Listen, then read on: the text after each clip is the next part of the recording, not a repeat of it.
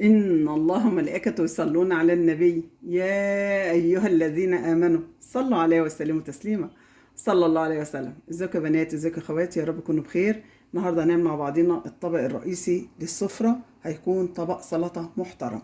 طبق معانا هنا زي ما انتم شايفين كده، عبارة عن جزر وطماطم وفلفل أخضر وليمون وبصل، ومعانا هنا كابوتشا اللي هي الخس، ومعانا هنا جرجير بلدي حلو قوي وفلفل ألوان.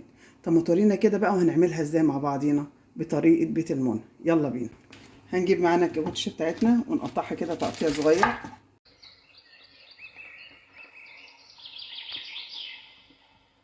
كده. قطعناها هنحطها في قلب الطبق بتاعنا. معانا كده الجرجير هنقطعه،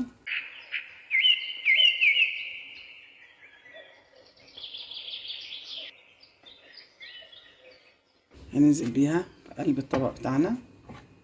هنجيب البصلة بتاعتنا ونقطعها برضو طرنشات.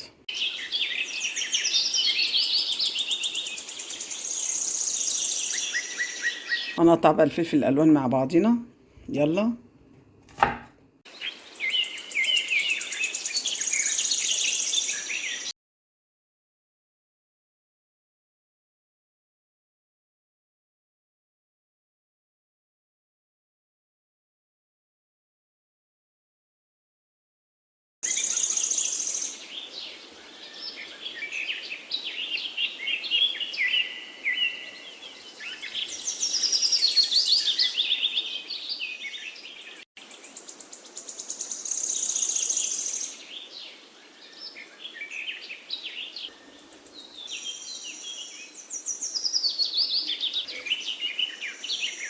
هننزل بالخل بعد الليمون، ننزل بالملح،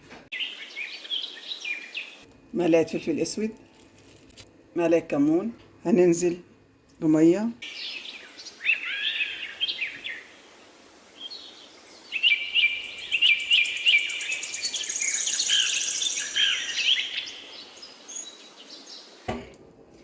هننزل في طبق التقديم بتاعنا.